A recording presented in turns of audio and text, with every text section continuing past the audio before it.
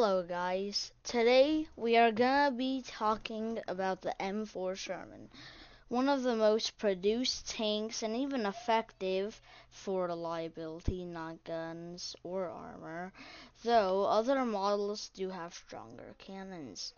And remember, if I make any mistakes, please tell me in the comments. Moving on. The tank called the M4 Sherman was a medium tank used in World War II by the Allies, whether they are US, Western, or even other countries like the Soviet Union and Great Britain. Most importantly, because it was reliable. It was a better version of the M3 in short. The M4's 75mm gun with a fully traversable turret, now located at the middle of the hull for better aiming and accuracy. And the overall was just made to replace the M3 from what my sources say. The M4's speed in comparison to the M3 weren't too far apart. And the armor. The M4 had slightly better armor and better crew placement. So you may be wondering, why did the Americans make the M3 if the M4s were better? That's a great question, and it was because before the M4, the M3 was one of the better tanks compared to the other tanks at the time, though the other tanks may have surpassed it. The M3 was an emergency tank from my knowledge, with the Shermans being mainly the backbone of the US armored squadrons. However, there were many more variants than just the M4. There were things like the M4A1, M4A2, M4A3, M4A4, and M4A6, though the M4A6 was really rare. But you may also be wondering, what about the M4A5? Well, that's not an American Sherman. It's a British one. Now, back to the facts.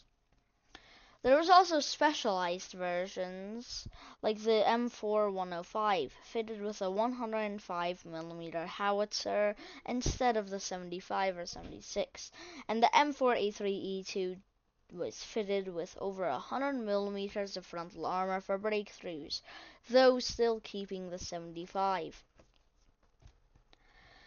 Also, if you're confused by letters and numbers, here's a quick guide. M means model designation, and the number after the letter does not mean the first models ever made. It means the more major models, excluding prototypes and experiments, etc. And also, the designation number, A, often means the different engines and manufacturing differences, and E means experimental modification.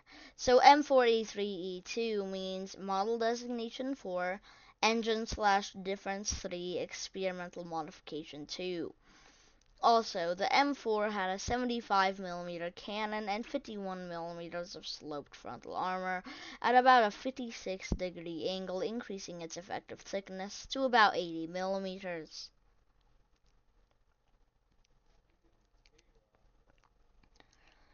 Why it was made and others. Quantity and also quality.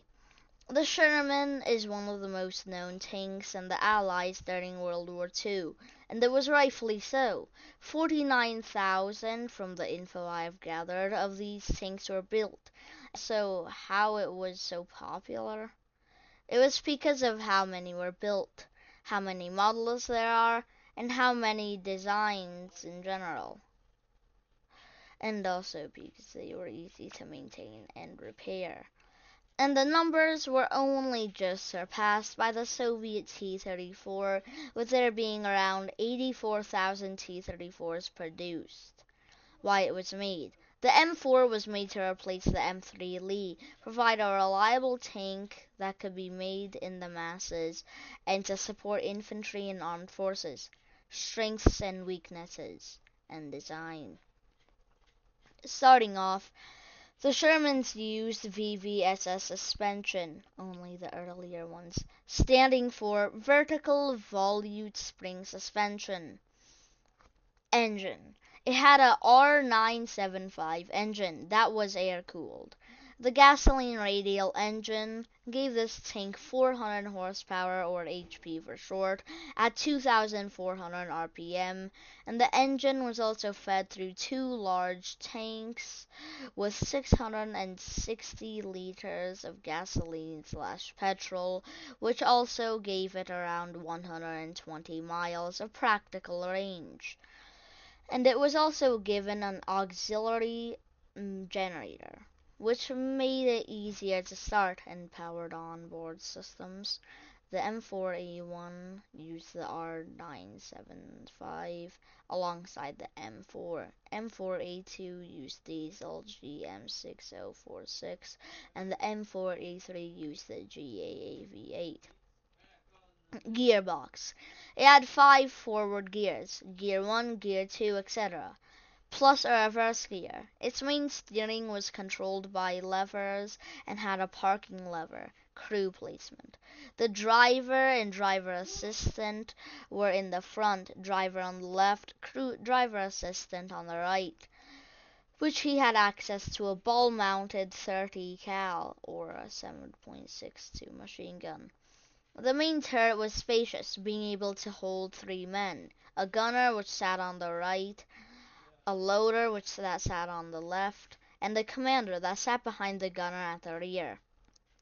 There were also escape hatches, 2 above the frontal glacis, 1 on the top of the turret, and 1 on the floor just behind the driver. Not all versions had this, only the earlier ones. The gun itself also had a gyro stabilizer, which increased accuracy while on the move. Also, the whole MG port created a structural weak point. Additionally, the gyro wasn't used heavily as it was imperfect and also possibly needed training to effectively use correctly. And also, it had a coaxial 7.62 and a roof-mounted 50 cal 12.7mm machine gun. Stuff worth mentioning. Later Shermans had wet ammo stowage. Earlier Shermans did not. Wet ammo means less fire, kinda like how in games when your ammo is hit it bursts into flames or explodes. Just in reality it causes explosions, sometimes fires if you're lucky. Which most Shermans had inside fire extinguishers, and also wet ammo stowage which stopped fires. Earlier models burned so often when hit, German crews nicknamed the Shermans into Ronsin, which means a lighter, because they burned so easily. The M3 was supposed to have a turret for its 75mm gun, but since the design was hurried, they couldn't make one in time.